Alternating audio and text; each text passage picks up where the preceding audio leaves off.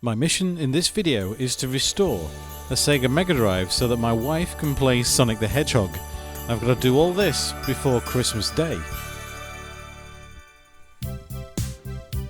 This is the cheapest Sega Mega Drive 2 I could find on eBay. It's in reasonable cosmetic condition, but it rattles and it doesn't work. First order of business is to strip it down. Turned out the rattling was just a screw, so somebody's definitely had this apart before.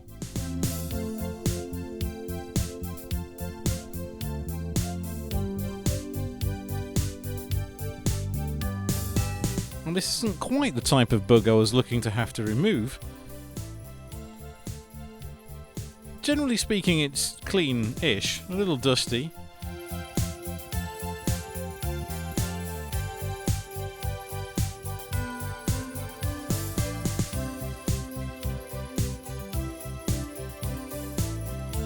And now we've got the board out of the case, having a closer look, there's something very wrong with the power barrel jack.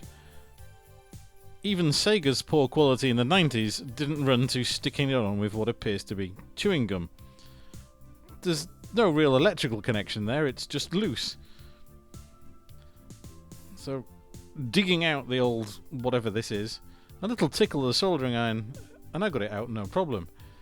I had to resort to creating pretty much a toothpick so I could get rid of all the tiny bits of this green gunk that was stuck inside the barrel jack and the surrounding casing. Using a toothbrush and IPA, it cleaned up quite well. But I lost all the footage of me testing this. So this is a reconstruction. After soldering back in the barrel jack, I found that all I got was a black screen, even with the cartridge inserted. I ended up reflowing everything, including the cartridge connector, and that turned out to be the problem, so I put all the shells back on. This might have been a mistake. What else could possibly go wrong? So Sonic the Hedgehog in, it works.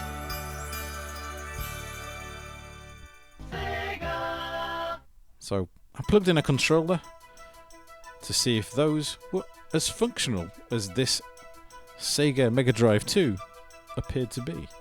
We've got left, right, up and down, and the fire buttons work, though everything is very sticky. So there's definitely a need to give these controllers a thorough clean.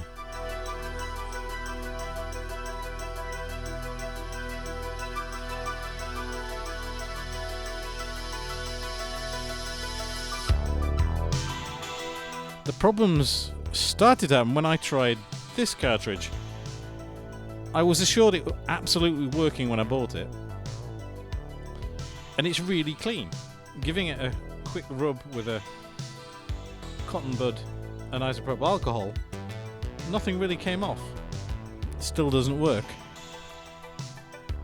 A few minutes of jiggling it a bit, I found that if you sort of half inserted the cartridge, you could get it to work. So this means we need to replace the actual cartridge socket, because it's got a bit tired. Which means I've got to take the shell off again. Loading these pins with brand new solder, I'd already reflowed them, so they should come off relatively easily.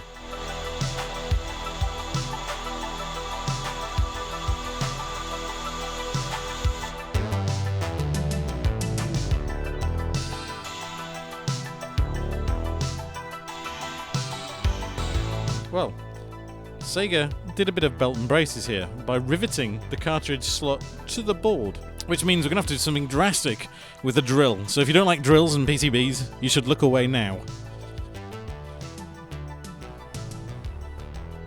This does look a lot more brutal than it actually is, and it hasn't actually damaged the PCB, though it looks a little bit scarred. All it's done is turn one of the rivets inside its hole, which is kind of scratched the hole a little bit. Not a problem at all. Our new socket fits in perfectly. I've gone through and aligned all the pins, and I'm going to put in a little brass screw held on the back with a little nut I'm doing this to hold it in place perfectly, flat to the board, while I solder it up.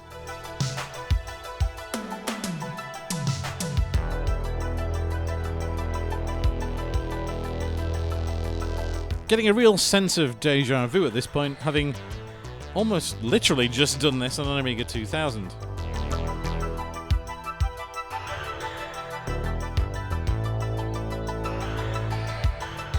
Cleaning all the flux off the board. Not just mine, flux from probably a few years ago.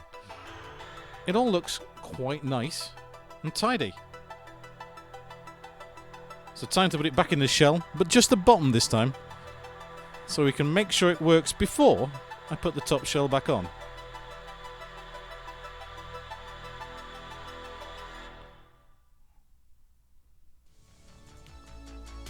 And indeed we've got signs of life.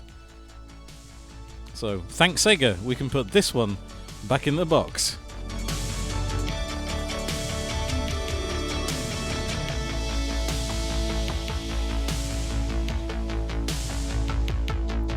This time I decided that cleaning the buttons was a good idea. They turned out to be a little bit sticky.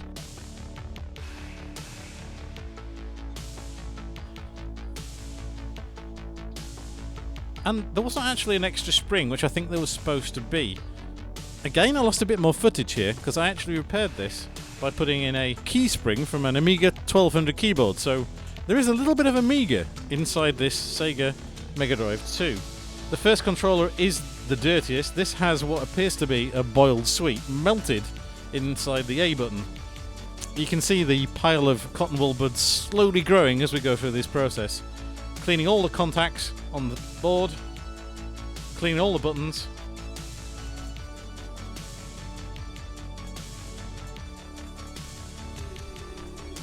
And getting it all back together.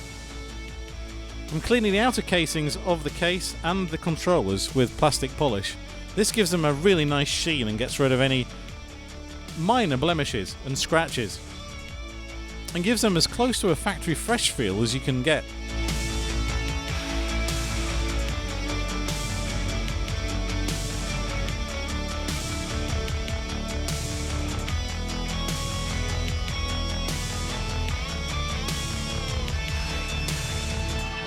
So now we need to package all this up, ready for my wife to open on Christmas Day.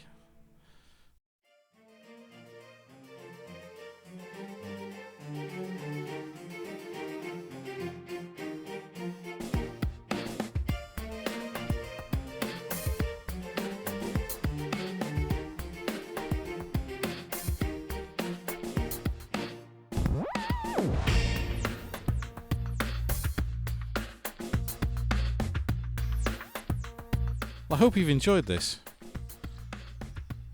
Why not check this video out next? Have a Merry Christmas, and we'll see you again soon.